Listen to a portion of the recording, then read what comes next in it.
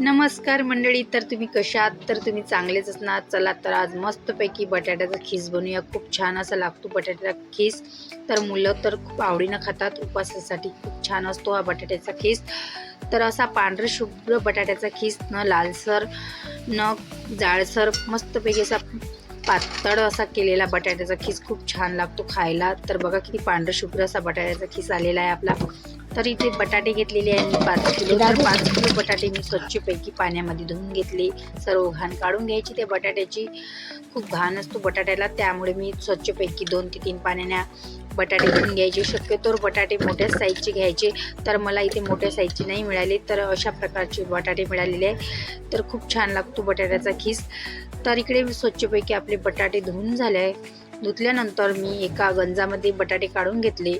नंतर आपली बटाट्याची साल काढून घ्यायची. अशा प्रकारे सर्व बटाट्याची साल काढून घ्यायची आणि बटाटा काळा न पडला पाहिजे, त्याच्यामुळे बटाटा आपण पाण्यामध्ये टाकायचा, म्हणजे काळा बटाटा आपला पडत नाही. तर पूर्णपणे अशी साल काढून घ्यायची. बघा खूप छान असे बटाट्याचा खीस लागतो खायला. तर उपवासासाठी तर खूप छान असतो. तर सर्व प्रकारे मी अशी बटाट्याची साल काढून घेतली. सर्व बटाट्याची साल काढल्यानंतर बटाटे आणखी आपल्याला स्वच्छपैकी 2-3 पाण्यानं सर्व बटाटे धुवून काढायचे आहे. आणखी पण त्याची घाण निघतो, आतमध्ये खूप घाण असते, त्याच्यामुळे सर्व बटाटे 2 ते 3 पाण्याने धुवून घ्यायचे. नंतर अशा पद्धतीने मी धुतलेले आहे. तर इकडे बटाटे आपले सर्व धुवून झाले. बघा किती बटाटे पांढरे शुभ्र झालेले आहे. तर मी इकडे खिसणीचा वापर घेतलेला आहे. अशी जाडसर खिसणी घ्यायची मस्त, आणि खूप हळू हाताने खिसून घ्यायची, नाहीतर आपल्या हाताला खिसणी लागणार. तर अशा पद्धतीने मस्तपैकी हलक्या हाताने बटाट्याचा खीस असा पाडून घ्यायचा.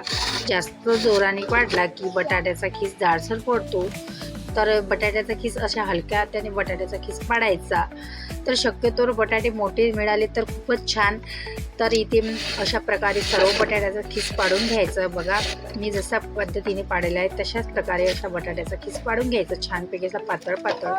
आणखी आपल्याला बटाट्याचा खीस कणी 2 ते 3 पाण्याने स्वच्छपैकी धुवून घ्यायचा. सर्व घाणी तसा 2 ते 3 पाण्याने धुवून घ्यायचा.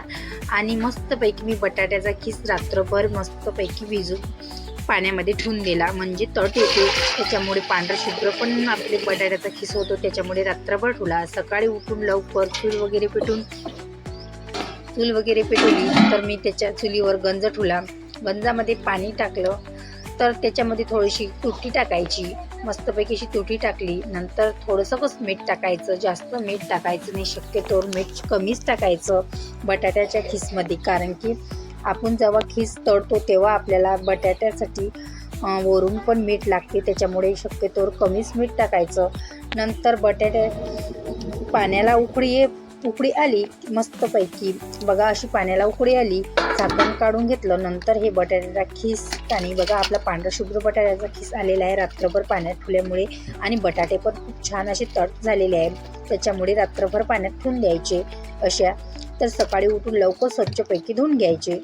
तर बघा पाण्याला अशी उकळी आली की ते बटाटे त्याच्यामध्ये टाकून द्यायचे, आणि 2 उकळी आली की त्याच्यानंतर हे बटाटे काढून घ्यायचे. जास्त शिजवायचे नाही, जास्त शिजवले की बटाटे लालसर होतं, त्यामुळे थोडेसेच बटाट्याला 2 उकळी आली की बटाटे असे काढून घ्यायचे. एका बॉलमध्ये मी सर्व बटाटे असे काढून घेतले. बटाट्याचा खीस काढून घ्यायचा.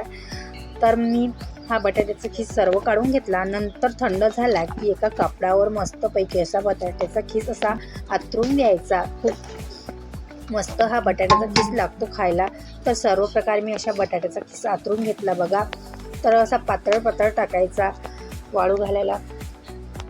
बघा अशा प्रकारे सर्व बटाट्याचा खीस 2 दिवस आपला वाळून घ्यायचा. 2 दिवस वाढल्यानंतर बटाट्याचा खीस खूप मस्तपैकी वाळून जातो. तर बघा असा बटाट्याचा खीस वाढलेला आहे. तर तुम्हाला वाटणार हा बटाट्याचा खीस खूप चुरा झालेला आहे, नाही, खूप छान असा पातळ झालेला आहे. खूप छान लागतो असा बटाट्याचा खीस.